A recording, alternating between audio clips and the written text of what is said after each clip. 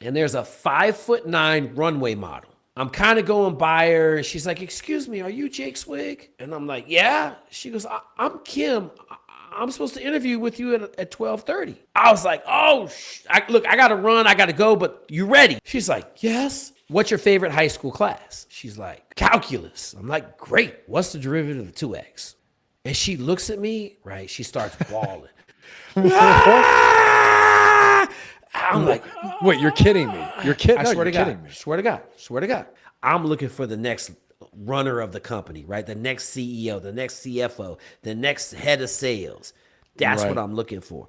I'm trying to bring in immense talent into this organization so that it has a deep bench to grow on. I'm looking for an elite level salesperson, okay? I'm at Bill Miller's 3 days ago, buying lunch and dinner for me and my wife at the barbecue place. 19-year-old Zoe, if you hear this at the Bill Miller's at 1604 and 281, I'm talking about you, young lady. She's talking to me. I'm not paying attention. I'm ordering some barbecue and some, pecan pie, and I'm like, Oh yeah, that sounds good. She upselling me. I'm listening. Smooth, right? Like salesman smooth. I said, "What are you?" So it clicked. Ching. What are you doing, Zoe? I'm gonna be a hairdresser. You don't need to be a hairdresser. You need to be selling cars. What? Why do you say that? She doesn't even know what she's capable of, right? But I run around the world with an unbiased. I'm just looking for superstars, bro. Give me superstars. So there's a superstar. If you got a sales position in any company in San Antonio, you need to go up to 281 and 1604 Bill Miller's and hire Zoe right now. I guarantee you she's one of your top producers within a year. What do you think the biggest misconception is that executives have about high performance? Like executives have a certain idea about high performance. What do you think their misconception is? So my number one thing for leadership positions,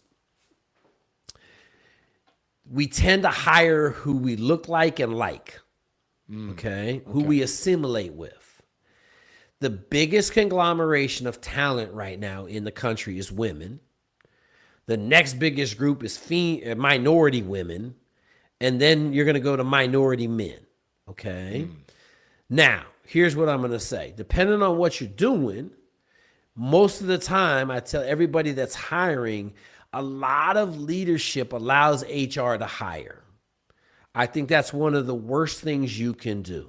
Okay. I want my top performers hiring.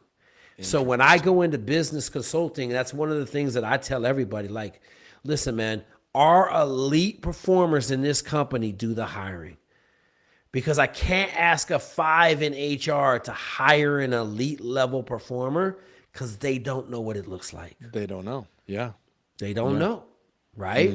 Like take for an example, waiter comes up, nice little Asian dude, clean cut. I'm like, name is Kevin Vu, okay? Kevin opens his mouth and in 2 seconds, I had him. I said, "Hey, Kevin, what are you studying in college?" He said, "What? How do you know I'm in college?" I didn't ask that. "What are you studying in college?" "Electrical engineering." Okay. Electrical engineer. I said, "Kevin, you got great grades, don't you?" "How do you know that?" I said, "I just know that, Kevin. It's what I do." You see what he's doing. Yeah. He said, "I got a 4.0. Okay. I said, "What do you want to do in life?" He said, "I'm really not sure yet, Jake. Trying to figure it out. I'm a junior. I'm going to finish up my junior year, and I got my senior year." And I said, "Have you thought about flying planes in the military?" He said, "What? I've never thought about that before." So I gave him my phone and my email. I said, "Hey, man, I want you to think about flying planes. I want you to call me in a couple weeks, right? I got a couple places he can go work. He's an electrical engineer. He'll go work for the kid making 1.2, right?" And so I tell everybody I look at talent differently than you do. Okay, because I'm looking for the winners. I'm looking for the difference makers. I'm not looking for Joe Susie Q as HR that's not going to get me fired. I'm looking for the next runner of the company, right? The next CEO, the next CFO, the next head of sales. That's what I'm looking for. I'm trying to bring in immense talent into this organization so that it has a deep bench to grow on. Right. Well, let me ask you this. What would you prize the most? Like high, and you go whatever way you want to go with it, but high character, high talent, let's describe as ability to learn fast, creativity, agility Yep. of thinking, or high experience, high skills, or it could be all three. You take it. What do you value the So, most? so I will tell you what I don't value. Okay. Okay, is high experience. Okay. Okay, and I Even if don't it's good value it. experience? So I will say this: if they're an elite level performer, I put 80% of their elite level performance on the environment that they were in. Understand that. Okay. So if I hire an elite level sales guy, like I'll give you an example. In the government, we hired an elite level sales guy, supposedly, who came over to our company and sucked ass. Right? Like he was working at Deloitte and Touche, and he came to a little mom and pop shop. He doesn't have the clout that he had at Deloitte. It's a different environment. Okay. Right. Now, in that same context, I'm gonna tell you a story about hiring. So one of the things I say about hiring, people are individuals. So every individual is its own animal, right? And trying to put people into buckets is hard because they might be really good at this, but they're not really good at that, but they're still Yeah, going to be really right. good, right? Right. It's my job to put them in the right bucket so that they can be successful for me, right? At the organization I'm at. So this is one of my favorite hiring stories. She won't let me use her name. She got mad at me, okay? So I won't use her name. I'll call her Kim. So at my company, I worked for an 84 Naval Academy grad at RGS Associates. He loved me. My man, Dan Deacon, he was pledging Hell's Angels at the time, little sketchy, but I was his dude. And I was killing it on hiring, killing it. So he came to me one day and said, hey, man, you're going to interview everybody we hire. And if we don't like somebody, just throw them out immediately so we don't waste time. So I was interviewing. I was probably, 40 people into it by this point. I'd been interviewing everybody for a year. And because I worked at a consulting shop, I would only interview you for 5 minutes. Right. I missed. So I hired I hired 58 people over 2 years, and I missed on 2 of them. Okay. Oh, yeah. And this is where, okay. Yeah. You go. Okay. And so the monumental one was I had to interview Kim. Okay. So I got an interview with Kim at 12:30. All right, great. No big deal. Okay. 5-minute interview. No big deal.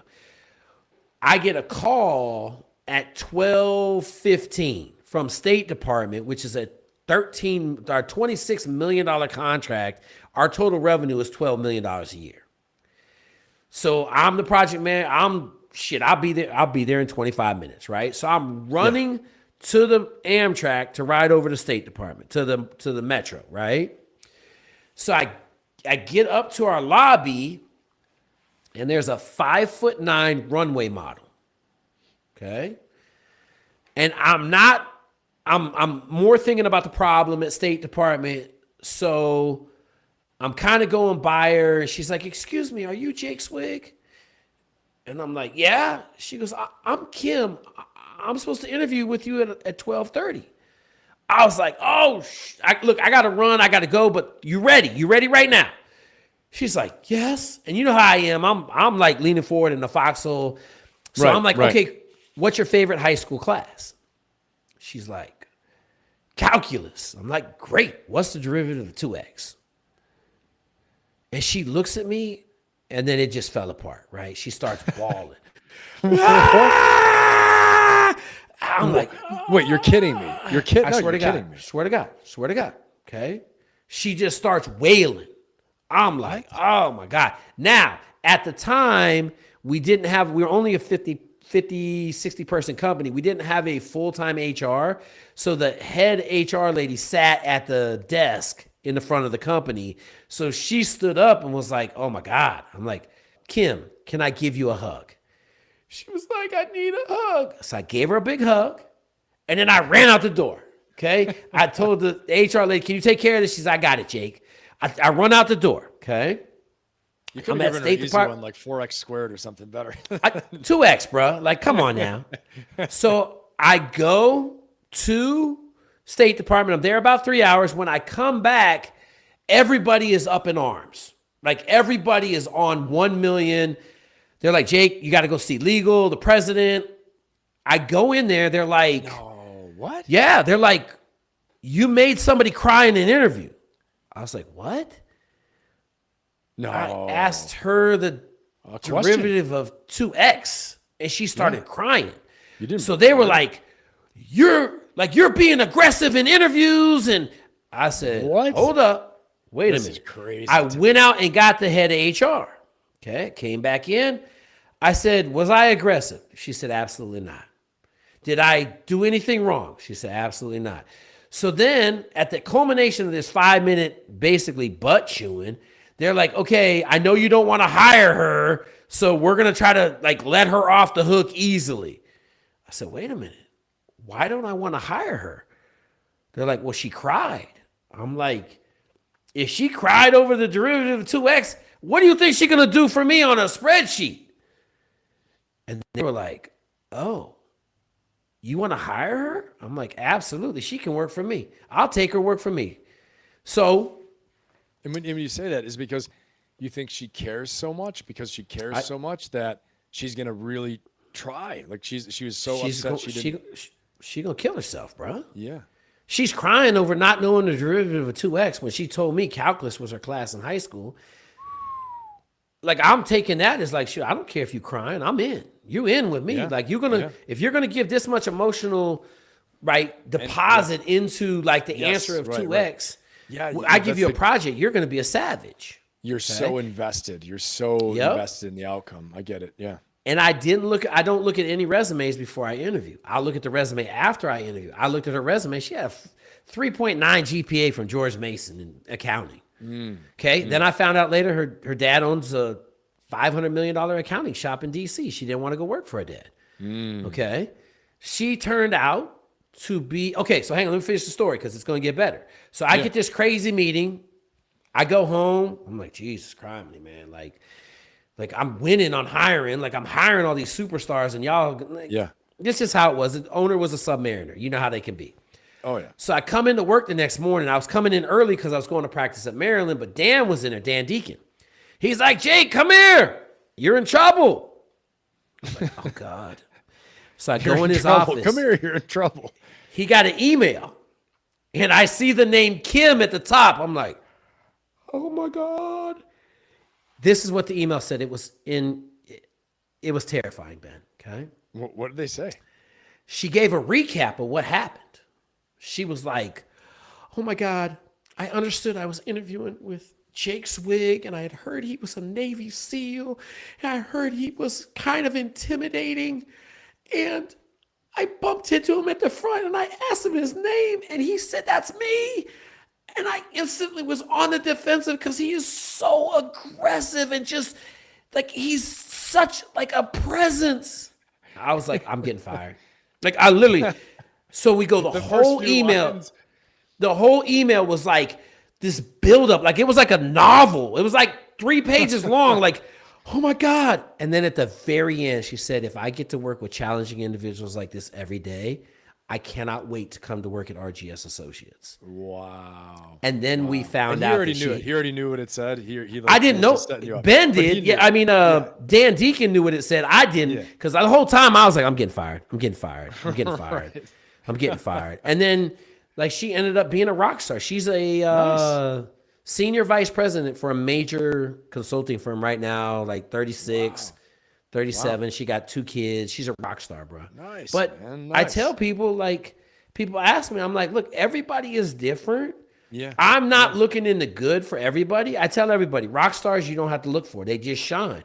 My dude at Olive Garden, shining. My girl Zoe behind the counter at Bill Miller, shining, right? You just have to be willing to say, the checkout lady at Bill Miller's can make me $200 million and raise her the right way in sales. Right. You know, it reminds me of, I think Marlon Brando used to say in acting, there are no small roles, there are only small actors. He was like, whatever your line is, you know when that one person puts everything into it and just shines, you know? So, I mean, that's huge. I love that story. I love that, man. And we're going to talk about mentoring the elite. So, Jake, you've mentored hundreds into elite pipelines. Yep. And what do all the successful ones share that you've mentored? I will tell you the number one. So there's let me back up a little bit. So stubbornness is one of the key points to win an Olympic gold medal. Okay? I think you need some stubbornness. But what you can't let your stubbornness do is impede with listening.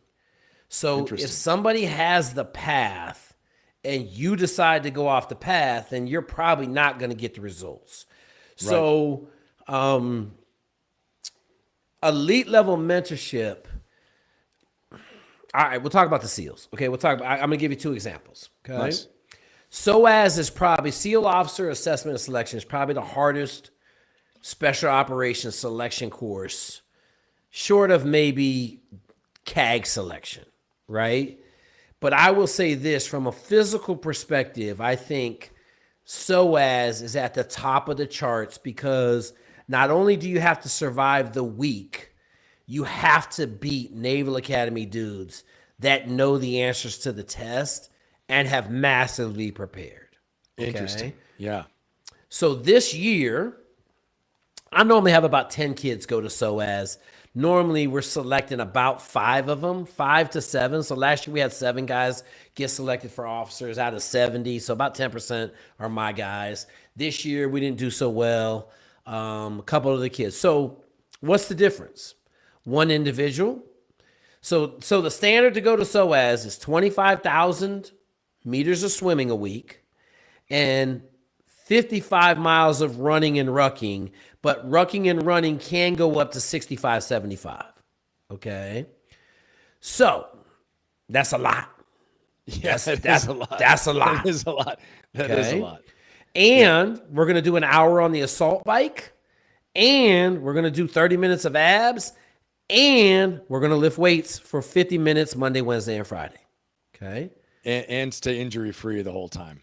And stay injury free. So it's a 9-month progression to get to that point at the end that you are in beyond world-class condition. Okay. Right. Beyond. Okay. The guys that are killing it are not afraid to check in.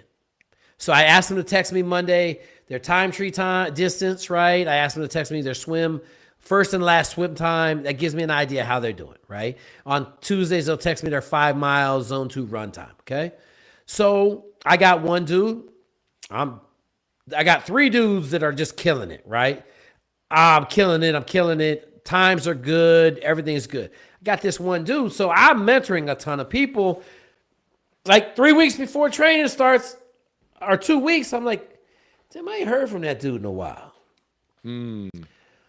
Hey, man, what are you doing? I'm ready to go, Jake. I'm going to kill it. Oh, really? How much you been swimming?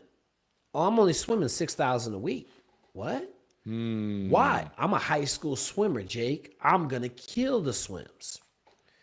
I said, hey, bud, like that 25,000 meters a week is not optional. Like you don't have the volume on your body to be able to survive. I'll be fine. Famous last words. It's too hard. I'll be fine. Okay. Said individual got out to SOAS. I got 3 or 4 guys in every class. Hey, how did so-and-so do? He didn't even finish the swim. I said, what? They're like, yeah, man, 2 mile ocean swim. He kind of cramped up, came to the beach. I said, oh, there it is. Yeah. Done. That's a big thing people don't realize. Like when your body shuts down, your body shuts down. Shuts down? And the biggest thing I remember hearing, talking about going into like force recon selection and, for recon, the Marines and the Raiders and all that stuff. I heard it from a senior enlisted operator who said, they said something and the response from someone was this, like from another Marine was, oh, I'll never quit. Yeah, you might never quit, but your body will just shut down and you can't do anything. So I'm going to give you one more example. I sent a clown out there. Okay. I got asked to help a clown. No lie, ears, nose, everything. Okay. He fell over on Tuesday, peed and defecated on himself, and then spent the next 2 weeks in the hospital. Yeah, your body fell apart, collapsed. Okay, so the number one thing that I've seen with elite performers is they listen. They're willing to take coaching. Okay. Amen to that. And now sometimes you gotta smack them. Like I had to smack the CTO. I had to smack him a little bit, right? Yeah. And that person felt like they were bothering me. And I'm like, look, man, we doing all of this so we can have wins like this. Like literally, like exactly. Like, so you're not bothering me. But yeah, the ability to listen and once again be humble, right? Like I tell everybody, I gave somebody the business on Saturday. They're talking about being a Navy SEAL. Well, I can tell you this. I've made every black Navy SEAL from the Naval Academy since 2099. I mean, I'm sorry, 1999. So 1999 was the last black SEAL out of the Naval Academy that wasn't one of my kids. Wow. So you might want to listen or you might not. But I can tell you, I know this. There's been probably 6 or 7 dudes over the course of that time that didn't want to listen. I think it's too much, Jake. I think you're overboard. Okay, cool. They didn't select. Yeah. Right? Yeah. Like, they didn't select. Like, you don't want to listen, don't select, you know? So it's crazy to me when someone says they got a 26-year track record of making Navy SEALs that someone's going to come in and be like, oh, yeah, I think you're doing too much. You know? Right. You know, it's interesting, too. I can remember getting ready to go to recon training, go to the basic recon course down in Coronado. And, you know, I'm already been to combat and all this stuff.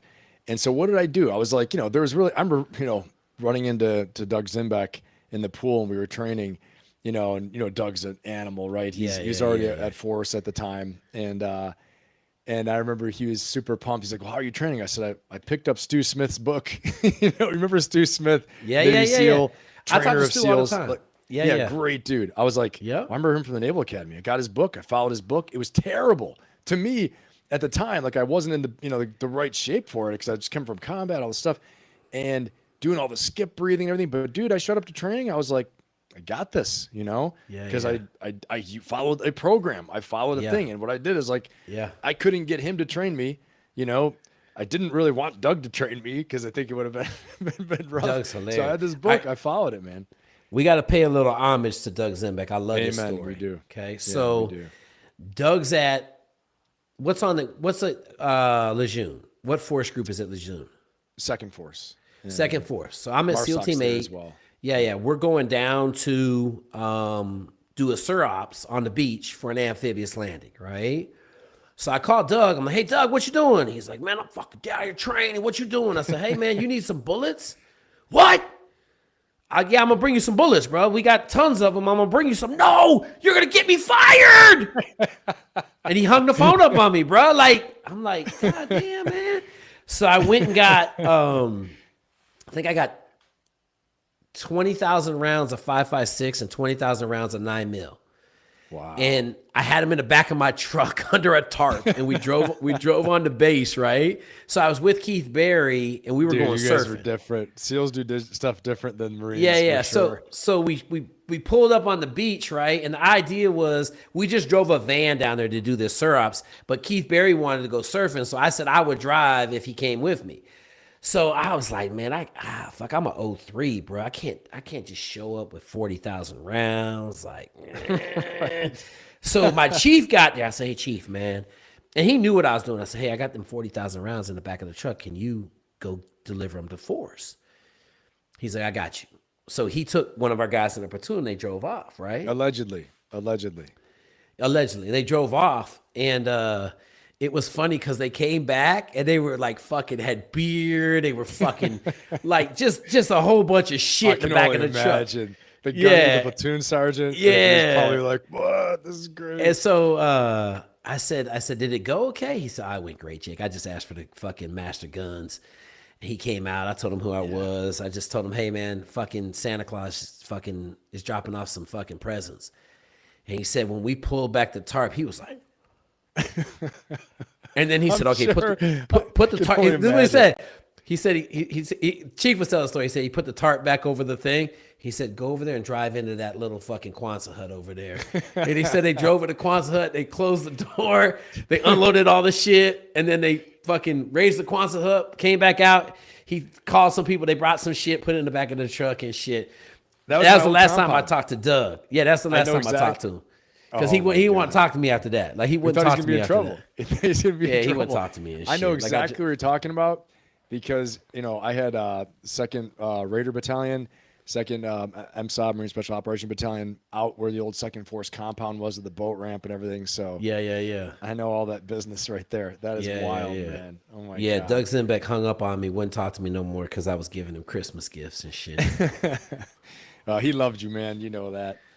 He's in a different animal. He was in a different environment though with the Marine Corps. They get wind of anything like that, Oh yeah, I Done knew. deal. Like, hey man, Done. listen, but we got 1,000 rounds a day per person.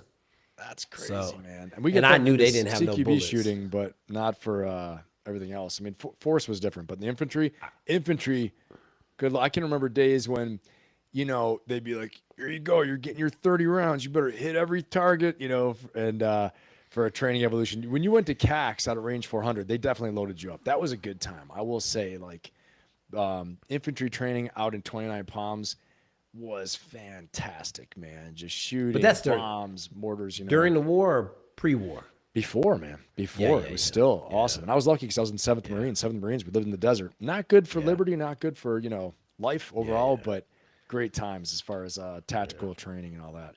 But I mean, shit, we went to the academy. We knew they ain't had no bullets. You know what I'm saying? They didn't have 40,000 rounds. I know that. No, for sure. For sure. It's Shit, crazy. like, and for me, like, I go to the Army. The Army dudes were awesome. And what are you doing? I was like, hey, man, listen, I got to get my dude a present. How many you want? I'm like, can you do 40? They're like, oh, yeah, we do 40.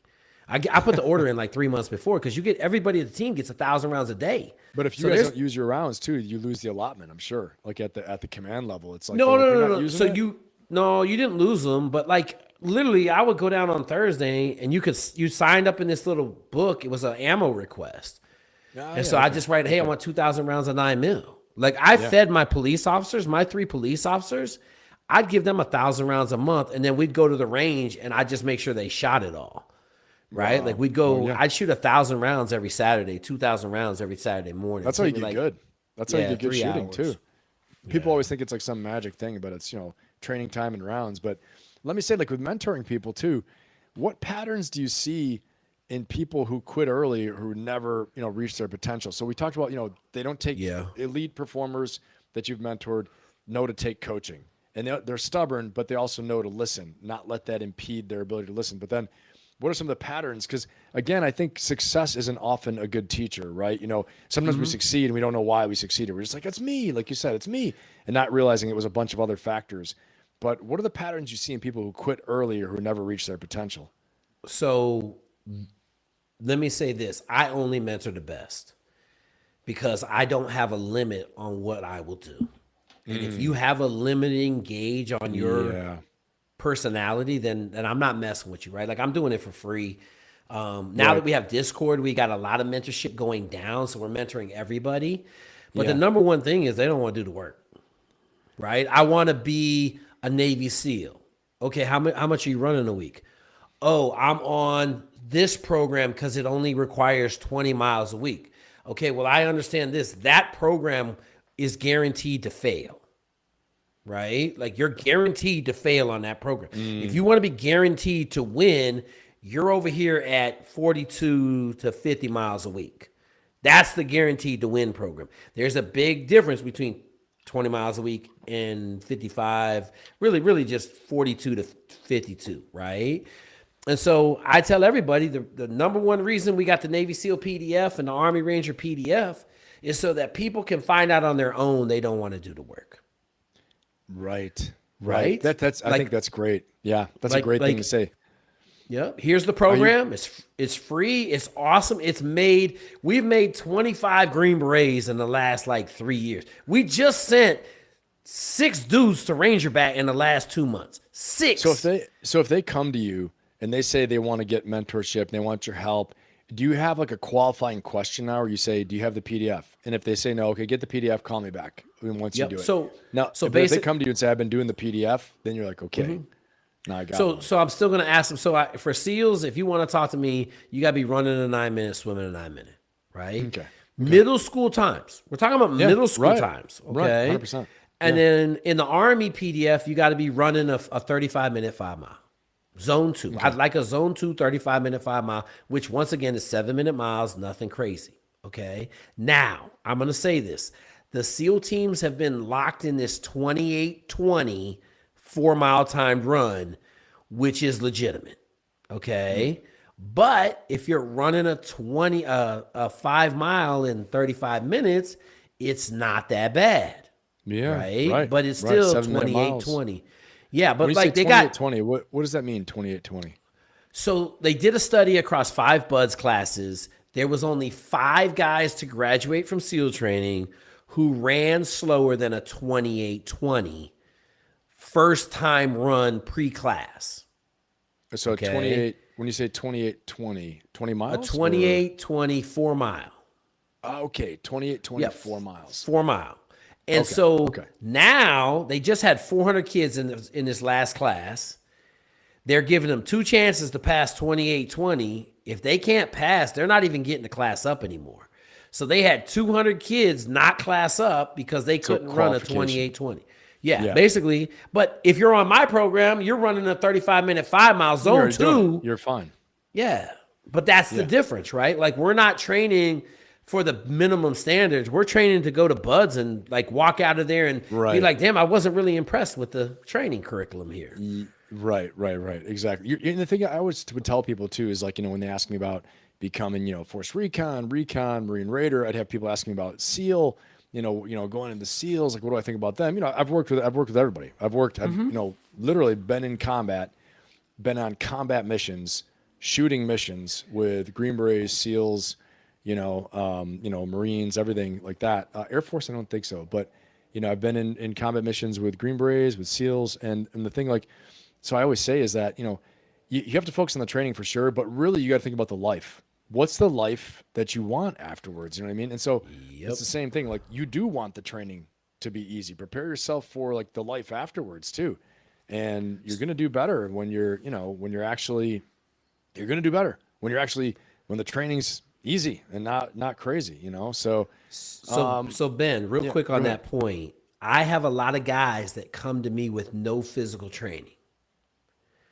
And the first thing I say is, you're not made for this life. No, I agree. And they're like, yes, I'm going to get in shape. I said, that's not the point.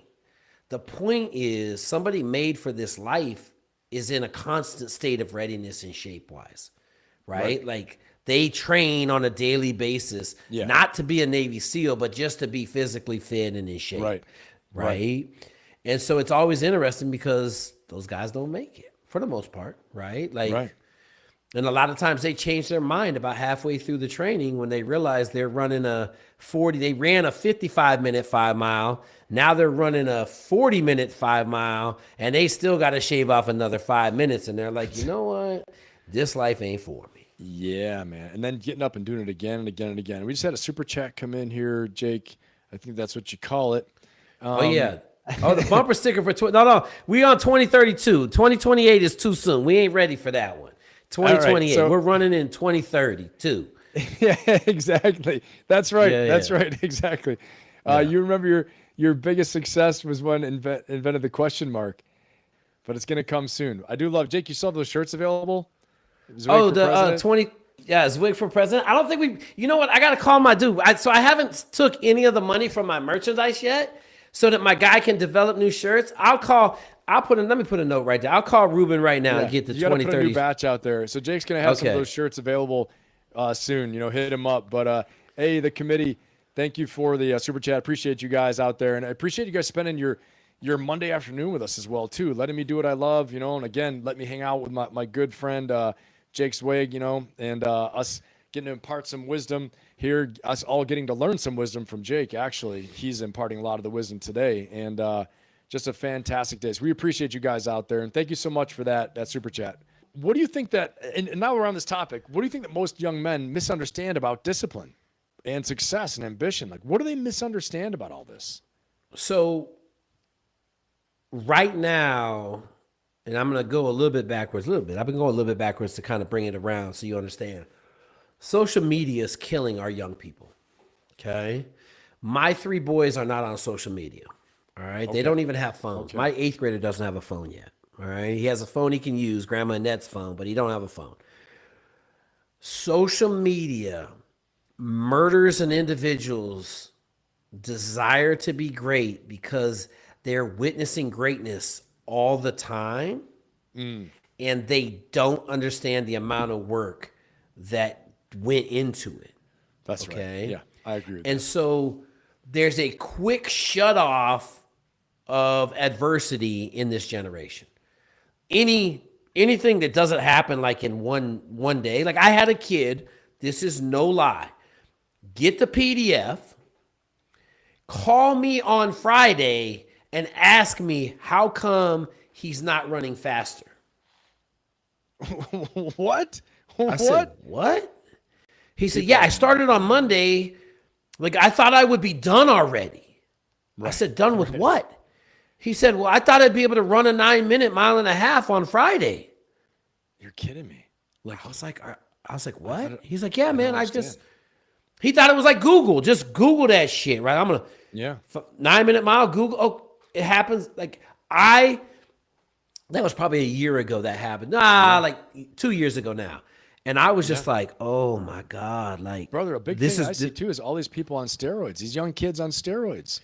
They're like 17, 16, 17, 18 on roids. And like, first of all, I'm like, if you got to, I'm going to be honest with you, I mean, like, I hate to say it, but not to be cocky. You and I are both D1 athletes. We were teammates together at the Naval Academy for football.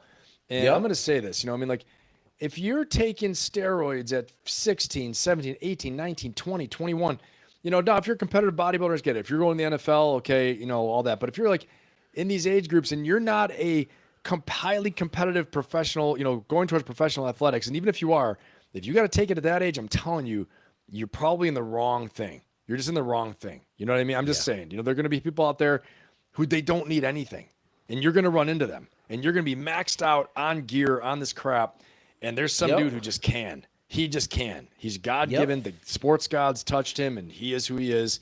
We've all seen them. And you're like, oh, my God, I'm maxed out. I'm destroying my health for this. And this guy, like, doesn't even do anything. He eats peanut butter and white bread and do whatever he wants. He goes to McDonald's, and he's still faster. He's still stronger. Yep. So just, self-awareness is important. There is a huge problem at Buds because this young generation is convinced that it's now harder than it's ever been in life, even though none of the standards have changed at all. Right. For 35 years, the standards have been the same. They changed at the end of the 80s. They've been the same. So they got a massive drug problem. Everybody's like, oh, you got to be on, BP 157. You got to be on HGH. But here's the deal. All them dudes ain't making it. None of the druggies That's make it. I was just going to say. None of them. They're guys like because you, they don't, didn't need anything. If you need the sauce to do what? Like, it ain't going to help you not be cold. Yeah, it's not going to help you in pool comp, right? And so, hey, real quick, Ben. brother. The committee is Bobby. Crazy Bobby. I just saw. I told him thank you. I said, hey, Bobby. Yeah. Crazy Bobby What's up, Bobby? is the committee. Yeah, because you were rolling, man. I didn't want to interrupt. But No, hey, Bobby, what's up? Shout out to Bobby. We wish we could pipe you right in right now. We could have a blast, but I'll never get off this. We'll be here till like minute. We'll just keep it rolling for like all week. And you guys just come and go. It'll be like this will be like Big Brother house. We'll just keep it on all the time. Yeah. Let's not do that. No. It is a banger though. I'm gonna tell you right now, Ben, there's a lot of gems in this bad boy. For sure, man. For sure. I appreciate you. You are providing a lot of stuff for everybody out there. And I'm gonna cut it up, dude. I'm gonna form all these chapters. Everyone knows that subscribes and hangs out here often, but I break it into little bite-sized pieces. It takes me like freaking 2 hours to do it, but it's so worth it for everybody, and I'm sure there's a workaround for that, but that's my method right now. So let me ask this now. So in line with all this we're talking about, if you could instill one trait in every young man in America, what would it be? Work ethic. Nice. Like just work ethic, man. Like, your ability. So I'll give you an example. Me and my evaluation of raising my sons. I'm always like I always feel like I'm behind the power curve, which is good, right? I feel like if you're winning, you never think you're winning. Okay. Right. So I had my sons clean up the goat thing, right? And I got up like maybe 8:00. I went out there. It was done. I'm like, Now they know they can't do electronics till it gets done. So they get up at 6. A lot of times they'll go to work quick, okay? But I didn't hear nothing in the backyard. And so I asked my oldest son, I say, Zembiec, what happened, bro? And he's like, Dad, I didn't want to listen to the brothers fight. So I just went out there and got it done. And Damn. I said, Wow. Seeing a little something there. This is the youngest? the oldest. Oldest. Okay. Okay. And so I was like, okay, right? Like, I ain't mad at that. I'll give the youngest one and the middle one something else to do. But like, then I'm like, okay, now my wife said we need to send him to work. So I got to call my general contractor, Martine, is phenomenal. He's running a cement crew right now. And so I'm going to talk to him. I may send him to work like 4 days a week on the cement crew all summer, like for a solid 6 weeks. Right. And we'll see. But like, Yeah. I'm feeling better about his work capacity, right? For sure, man. For sure. So, That's fantastic. yeah.